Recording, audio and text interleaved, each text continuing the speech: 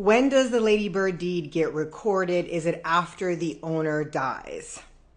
Great question. So typically you would record the ladybird deed right after you execute it. So normally you would, let an attorney's office know who you want to list as the beneficiary on the property.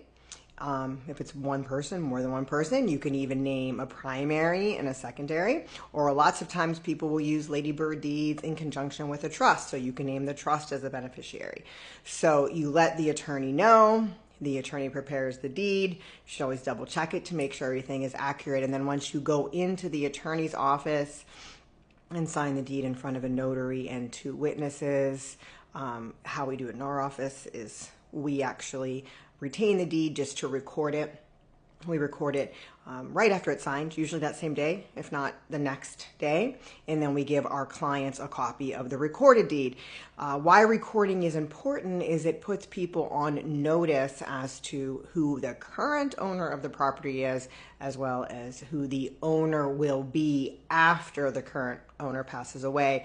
Remember, the beneficiary or the remainderman, or multiple people if it is, listed on the deed have no present ownership rights.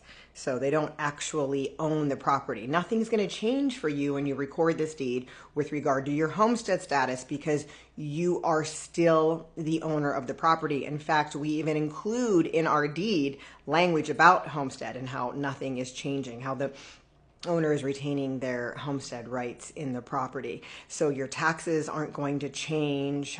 Nothing changes because it's just going from you back to you. The only difference is now you're adding beneficiaries to the property who, again, have no present ownership rights. So nothing changes for them either. They're not gaining any property the moment the deed is recorded. They don't gain anything until you pass away, and that's only if you decide to keep that exact deed in place for the rest of your life. So even by recording it, you can still decide to change the beneficiaries at any point during your lifetime. And if you do that, you just have an attorney's office prepare a new deed with different beneficiaries. You can do that as often as you want or whenever you want, and then you would record that deed. So you are actually allowed to do anything you want with the property while you're alive. This shouldn't hinder you at all. A ladybird deed should not hinder you at all because you are retaining your full ownership right. So that means if you want to take another mortgage out or reverse mortgage, or you want to rent the property, or you want to sell the property, you can do all of that while you have a ladybird deed. It won't prevent you from doing anything.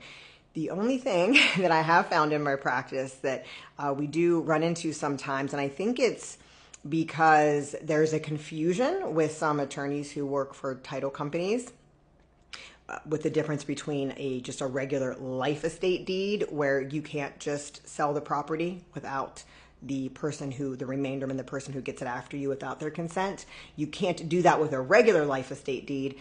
You don't retain your full ownership rights with a regular life estate deed like you do with an enhanced life estate deed or a ladybird deed. So oftentimes I think they're confused with one another. So the one issue that we have run into in my office is sometimes clients of ours who we've prepared ladybird deeds for estate planning purposes. Again, with a ladybird deed, this is an enhanced life estate deed, not a regular life estate deed. It's enhanced, so that means you retain all your present rights in the property. You don't have to have anyone else sign off on you doing anything. Getting a mortgage, refinancing it, selling the property, renting it. You retain all your ownership rights. But for some reason, when we've had clients who have gone to refinance their property, they were told they couldn't do it while it was in a ladybird deed, even though it is very, very clear on the face of the deed. In fact, it even says it on the deed that the remaindermen don't have any what's called vested interest in the property. That's because they may or may not ever get the property. You can take them off whenever you want. You can sell the property whenever you want. Despite that language being in there, and despite the fact that their interest doesn't actually vest until you die, assuming that you didn't change the deed. We have still run into this with lenders where they won't accept ladybird deeds. And in these situations, what we have done is for our clients, we've prepared a deed to take it from the ladybird deed that it's currently in, just deed it back to them as a quitclaim deed. So they're, again, the only person on the deed, or if it's a married couple, the only two people on the deed. And then as soon as the refinance goes through, we prepare a new ladybird deed with either the same beneficiaries or, again, updated beneficiaries if they changed their mind. But we do always record these deeds, or at least our office does, after we prepare them, so that it is in public record and it's known who the current owner is. It's also known who the owner will be right after you pass away. There can be problems and disputes that arise if you don't do this. I do know that there are certain clients or certain times where people don't want their deed to be publicly recorded, and if you do have those concerns, or you do have a reason why you don't want your deed to be publicly recorded, that is something that you should talk to your attorney about and weigh the pros and cons. But typically when you go to see an estate planning attorney and you ask to have a ladybird deed prepared, that attorney is going to be recording that deed after it is signed and notarized. All right, I hope this answers your question.